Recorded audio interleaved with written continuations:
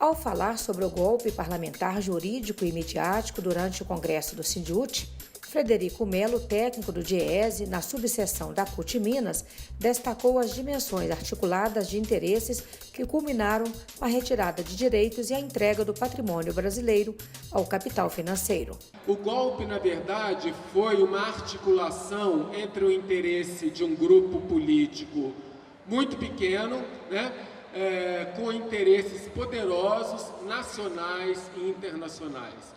Ou seja, existia um grupo de políticos que queriam salvar a pele, a sua própria pele, políticos extremamente corruptos, e para que tentar, então, empreender essa estratégia de se salvar isoladamente, eles se associaram a interesses poderosos, nacionais e internacionais, para conseguir o impedimento da presidenta Dilma e a sua efetivação no governo federal.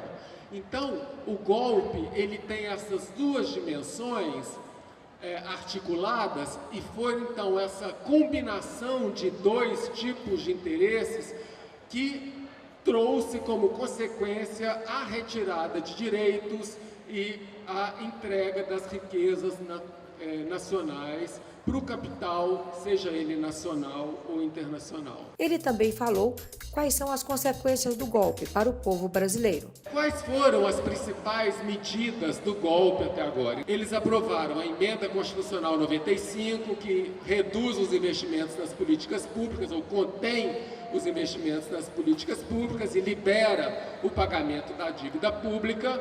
Então fizeram a Emenda Constitucional 95, estão fazendo a privatização no setor elétrico, privatização na Petrobras, privatização em diversos setores, reduziram as políticas públicas em diversos programas, fizeram a reforma do ensino médio, mas não fizeram a reforma da Previdência. E é importante a gente chamar a atenção para a reforma da Previdência, porque um dos pontos principais para a articulação do golpe era a aprovação da reforma da Previdência. Foi a resistência popular em manifestações, em greves, que impediu que a reforma da Previdência fosse levada à frente. E não foi pouca coisa. Então, se muitas vezes a gente tem a sensação de que estamos sendo tratorados, estamos perdendo todos os nossos direitos, é bom lembrarmos que na reforma da Previdência, a nossa organização, a nossa resistência, a nossa mobilização conseguiu impedir que a nossa Previdência fosse entregue e privatizada, entregue ao capital financeiro. E diante da crise, que saídas o capital financeiro busca? O capital, quando entra em crise, ele tem algumas formas para tentar recuperar a sua força, para tentar buscar o seu revigoramento, Ele avança sobre os bens públicos, no caso as empresas estatais, ele avança sobre os recursos naturais, buscando então uma forma de valorização através da apropriação dos recursos naturais, terra, água, minério, etc. Ele avança sobre o orçamento público, ele quer abocanhar parte do orçamento público, e ele tenta rebaixar os direitos da força de trabalho como uma forma de aumentar a exploração da força de trabalho. Então, essa agenda do capital em crise é a agenda do neoliberalismo, que tenta, então, avançar sobre os interesses da população como uma forma de se revigorar. Frederico Melo também destacou alguns desafios que a classe trabalhadora terá de encarar. O primeiro desafio, que eu acredito que seja desafio para o movimento sindical nesse momento, seja restaurar a democracia nesse país e radicalizar a democracia nesse país. E aí, esse talvez seja o grande desafio, e ele se desdobra numa série de outros desafios menores, mas cujo intuito é, de fato, restaurar a democracia e radicalizá-la. Um primeiro desafio decorrente desse desafio maior é democratizar os meios de comunicação no Brasil.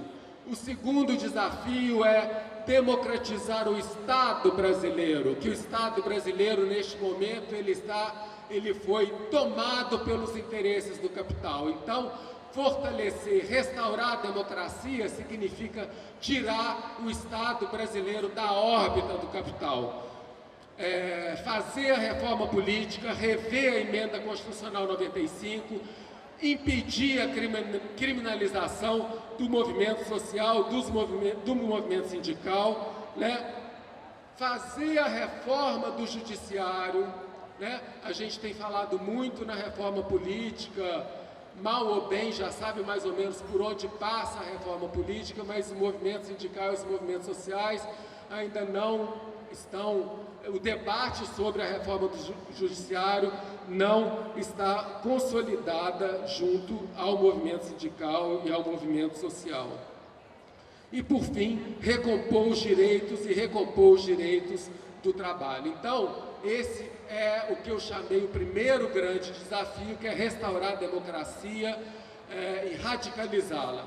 O segundo grande desafio é resistir ao desmonte da organização sindical e reinventar o sindicato.